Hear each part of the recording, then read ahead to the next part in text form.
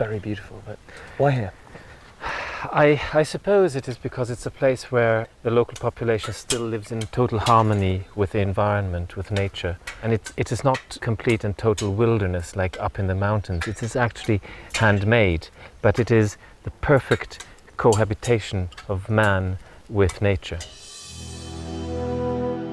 It's easy to forget in such comfortable surroundings that the forest is still only a few feet away from the back door. A fact I was reminded of when I took a quick stroll in the adjacent hills. Walking up through fields of orchids along the edge of the tree line, you are completely immersed in the natural world. I never dreamt that I would actually see bears in the wild outside a bear hide, but here was a sight I'd been hoping for all along. Proof that man has yet to ruin this pristine and innocent landscape. This is incredible. I can't believe my luck. Look. This is why the Carpathian forests, mountains and villages need to be preserved in all their untamed glory. Not just for the benefit of future generations, but to ensure the survival of Europe's most endangered carnivores.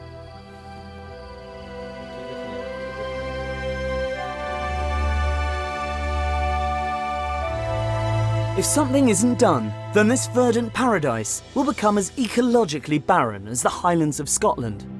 Once covered by magnificent forests of oak, beech and pine, now bare with new saplings grazed into submission by a wildly inflated deer population. But it's here I've come, on the last leg of my journey, to meet one of Carpathia's greatest crusaders, His Royal Highness, the Prince of Wales. The key thing I think about Romania, and Transylvania in particular, is that there's so much we can learn from, it seems to me. It is the last corner of Europe where you see true sustainability and complete resilience and the maintenance of entire ecosystems for the benefit of mankind, and also for nature.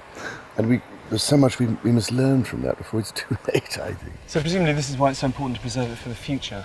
Well, I think so, but people will say, oh, well, she's just trying to preserve things in aspic, and you're trying to prevent progress and so on. But you'd think by now we might have learned a few lessons from the things that have gone wrong with an agri-industrial approach to everything. Because the great thing, it seems to me, about Transylvania is the combination of natural ecosystems, the forests and the agricultural areas, together with the human cultural systems. And it's this extraordinarily unique, integrated relationship which is of such huge importance. Once you pull it all apart, you're left with something which can just be exploited without being treated in a sustainable way, if you see what I mean. Because if you cut down great swathes of the Carpathian natural forest, you're actually destroying one of nature's great services to the rest of mankind in terms of carbon sequestration. Given the fact that the rise of industry and agriculture has led to the almost total destruction of the Great Forest of Caledon here in Scotland, do you think that there's a way of stopping the same thing from happening in Romania? Well, we should be clever enough, wouldn't you think, by now, and wise enough to realize that some possible lessons to be learned in avoiding that from happening. Otherwise, if we just go on the same way, you end up with destruction occurring, and then people later on saying, hang on a minute, you've got to try and put this back. What is the point of running into a proverbial brick wall, this time of such a painful sort, that by the time we realize that we have to redesign our food systems and put nature back at the heart of the whole process in order to provide us with what we take for granted, how are we going to be able to put it back? Yeah. So I think Transylvania is an absolutely key issue that has to be addressed. What do you love the most about Romania? It's the timelessness of it, which is so remarkable. And almost out of some of those stories one used to read as a child, it's quite remarkable. People are yearning for that sense of belonging and identity and meaning.